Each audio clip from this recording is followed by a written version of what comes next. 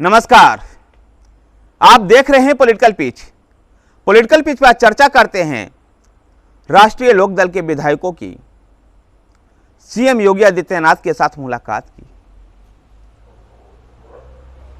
CM Yogi Adityanath के साथ राष्ट्रीय लोकदल के विधायक यानी जयंत चौधरी के विधायक की यह मुलाकात कुछ न कुछ तो कहती है।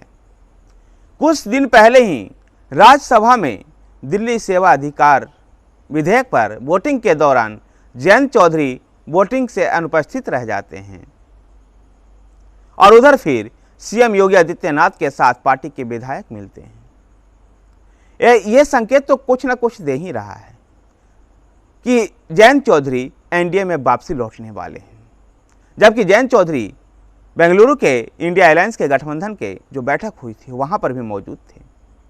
लेकिन पश्चिम की जिस प्रकार से राजनीतिक फिजा बदल रही है, पश्चिम उत्तर प्रदेश की जाटलैंड की जो राजनीतिक फिजा बदल रही है, हरियाणा की नू हिंसा के बाद, नू सांप्रदायिक दंगे के बाद जिस प्रकार से वहां जाट और गुज्जर लामबंद हो रहा है, एक ध्रुवीकरण का संकेत मिल रहा है।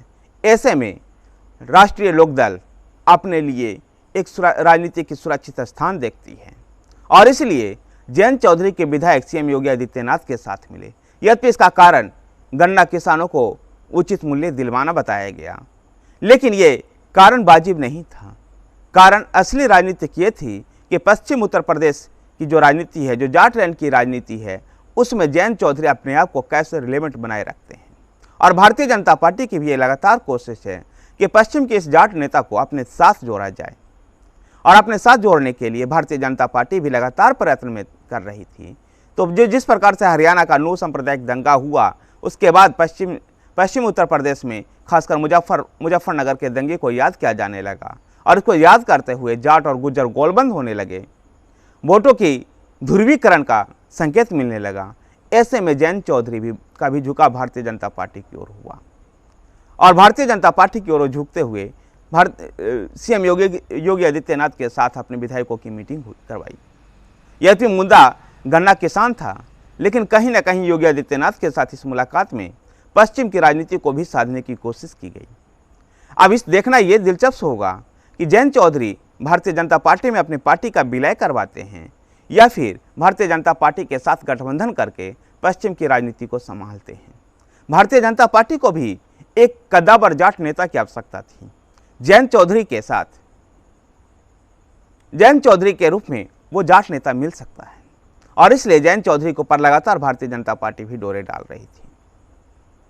अब किन शर्तों के साथ दोनों एक साथ चलने के लिए राजी होते हैं, यह भारतीय जनता पार्टी में राष्ट्रीय लोकदल का विलय होता है या गठबंधन के सहारे जयंत चौधरी अपनी राजनीति को आगे बढ़ाते हैं। ध्यान रखना होगा कि जयंत चौधरी चरण सिंह के पौत्र हैं, अजीत सिंह के पुत्र और चौधरी चरण सिंह के पौत्र हैं। चौधरी चरण सिंह भारत के पूर्व प्रधानमंत्री रह चुके हैं, उत्तर प्रदेश के भी मुख्यमंत्री रहे हैं चौधरी चरण सिंह। चौधरी चरण सिंह के जो उत्तर प्रदेश के इस समय प्रदेश इकाई के अध्यक्ष हैं रामाशीष राय, वो अपने लिए पूर्वांचल में भी सीट मांगते हैं। अखिलेश यादव से जब उन्होंने सीट मांगी तो इसका सकारात्मक जवाब नहीं मिल रहा था। ऐसे में भारतीय जनता पार्टी के साथ आने में क्या रामाशीष राय के लिए पूर्वांचल में भी कोई सीट भारतीय जनता पार्टी देगी? आखिर गठबंधन में आने के बाद इस बात को देखना होगा कि भारतीय जनता पार्टी किस प्रकार से जयंत चौधरी को एडजस्ट करती है अपने साथ। धन्यवाद साथियों। अगर आपको वीडियो पसंद आए तो वीडियो को लाइक कीजिए, शेयर कीजिए। हमारे साथ बने रहने के लिए हमारे चैनल पॉलिटिकल पिच को सब्सक्राइब कीजिए। धन्यवाद।